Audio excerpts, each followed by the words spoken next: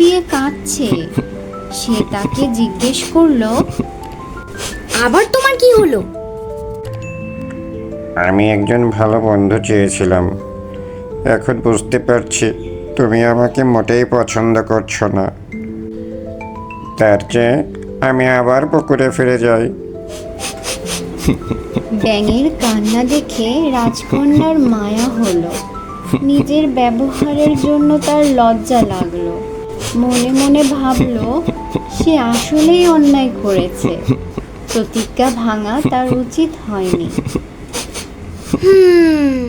ঠিক আছে, আমি আর তোমাকে ঘৃণা করব না, তোমার ভালো বন্ধু হব।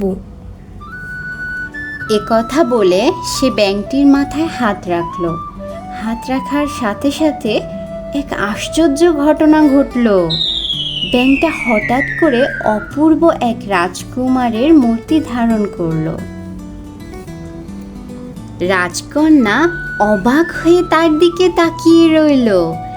এমন অদ্ভুত ঘটনা সে জীবনে কখনো দেখেনি। তোমাকে অনেক অনেক ধন্যবাদ। তুমি আজ আমাকে ডাইনির অভিশাপ থেকে মুক্ত করেছো। অনেক দিন আগে শিকার করতে বনে যাই, সেখানে আমি খুবই সুন্দরী একটি মেয়ে দেখতে পাই।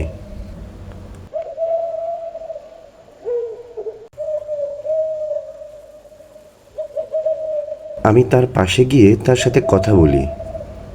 আমাদের এই কথা বলা দূর থেকে এক ডাইনি দেখতে পাই। সে তাকে মায়াজালে তার কাছে আটকে রেখেছিল।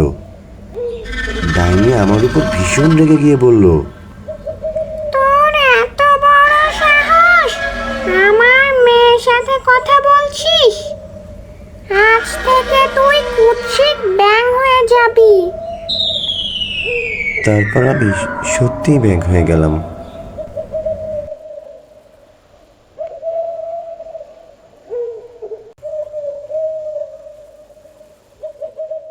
ঘুরতে ঘুরতে একদিন এক দরবেশের কাছে গিয়ে দুঃখের কথা বলে অনুরোধ করলাম আমাকে সাপ মুক্ত করতে। আমার কথা শুনে দরবেশের মায়া হলো। তিনি বললেন, আমি তোমাকে সাপ মুক্ত করতে পারবো না, তবে কিভাবে মুক্তি পাবে সেটা বলে দিতে পারি। তিনিই বলেছিলেন, যদি আমি কোনোদিন কোনো রাজকন্যার বন্ধুত্ব পাই আর সে যদি আমাকে আদর করে ছুঁয়ে দেয়, তাহলে আমি সাপমুক্ত হব। সেই কাজটিই আজ তুমি করলে। আমি মুক্ত হলাম। পাশের রাজ্যের রাজকুমার আমি।